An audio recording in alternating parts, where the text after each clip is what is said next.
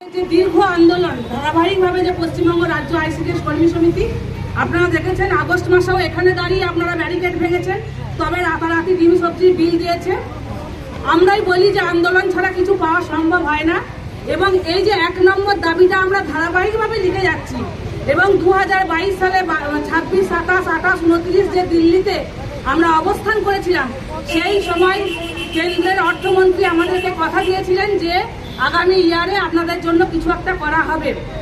সেইটা আমাদের জন্য একটা সুখবর আসছে যে আগামী মার্চেই আমরা কিছু সাড়া পাবো, আমাদের অনারিয়ামটা বাড়বে, তার প্রসেসিং চলছে। 1 নাম্বার। 2 নাম্বার হচ্ছে ডিম সবজির বিল বাকি যেটা, সেটা একটা সিস্টেমের গন্ডগোল। যদিও আমরা গন্ডগোলটা জানতাম, যদিও একটা ছোট প্রজেক্টকে যা টাকা দেয় একটা বড় প্রজেক্টকেও সেই পরিমাণ টাকা দেয়, তাহলে ছোট প্রজেক্টের টাকা আবার শেষ না হওয়া পর্যন্ত বড় প্রজেক্টকে আর টাকা দেয় না, যা দেয় একসাথে দেয়। সেইটা আমরা দাবি জানিয়েছি যে প্রতি মাসের টাকা প্রতি মাসে না দিলে আমাদের অসুবিধা আছে।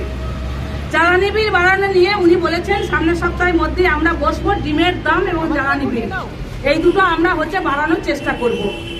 পোষণ অ্যাপ নিয়ে যা বলেছেন একই উত্তর, যে ফোনের টেন্ডার হচ্ছে। আমি এবং সম্পাদিকা চেম্বারে ঢুকেছিলাম, আমরা দুজনেই বলেছি যে আর এই কথা আমরা মানবও না, শুনবও না, যে টেন্ডার হচ্ছে। 2 দফা টাকা এসেছে, একবার ফোনের টাকা এসেছে 18 সালে, আবার দ্বিতীয়বারের ফোনের টাকা, মানে ফোন খারাপ হয়ে যাওয়া ফোনের টাকা আবার এসেছে। তো আমরা বলেছি যে 14ই ফেব্রুয়ারি আমরা লাস্ট দিয়ে যাচ্ছি। 14ই ফেব্রুয়ারি টাকা না পেলে 15ই ফেব্রুয়ারি থেকে আমরা পোষণ অ্যাপ, অর্থাৎ ডিজিটাল স্ট্রাইক, পোষণ অ্যাপের সমস্ত কাজ আমরা বন্ধ রাখবো। মোটামুটি লিখিতভাবে হ্যাঁ না করলে উনি মৌনম সম্মতি লক্ষণম, ওনারও মনে হয়েছে যে এটা না করলে এদের মোবাইল ফোনটা পাওয়া যাবে না। সেজন্য আপনারা জেনে রাখুন, ফিরে গিয়ে নিজের নিজের জেলায় এই প্রচার করবেন যে 15ই ফেব্রুয়ারি থেকে আমরা পোষণ অ্যাপ বন্ধ করব। ঠিক আছে? 15ই ফেব্রুয়ারি থেকে আমরা পোষণ অ্যাপে কাজ বন্ধ না করলে মোবাইল ফোন পাবো না। প্রত্যেকটা কর্মী, সারা পশ্চিম বাংলার প্রত্যেকটা কর্মী যাতে পোষণ অ্যাপ বন্ধ করেন, সেই দিকে সেই দায়িত্ব নিয়ে কিন্তু আমাদেরকে ফিরে যেতে হবে। বাকি যা দাবি আছে বলেছেন সব খুবই ন্যায়সঙ্গত দাবি, বিশেষ করে জ্বালানি বিল আর ডিমের দাম। এটা আমরা আগামী মিটিংয়ে এইটা আপনাদের কপি নিয়ে আমরা মিটিং করব। এই ডেপুটেশনে আমাদের কপি এসছে। আপনাদের সকলের কাছে অনুরোধ, আন্দোলন করতে গেলে সংগঠনকে শক্তিশালী হতে হয়। সংগঠন শক্তিশালী হয় সদস্য সংগ্রহের মধ্য দিয়ে। তো সদস্য সংগ্রহের কাজটা যাতে প্রত্যেক কর্মী সহায়িকাকে আমরা আমাদের সংগঠনের সদস্য করতে পারি, সেই দায়িত্বও আপনাদেরকে নিয়ে ফিরতে হবে। কারণ আমাদের হচ্ছে যে আগামী দিনে আরো অনেক আন্দোলন আছে, অনেক দাবি আছে। সব দাবি আজকের এই একটা আন্দোলনে আমাদের পূরণ হয়ে যাচ্ছে না।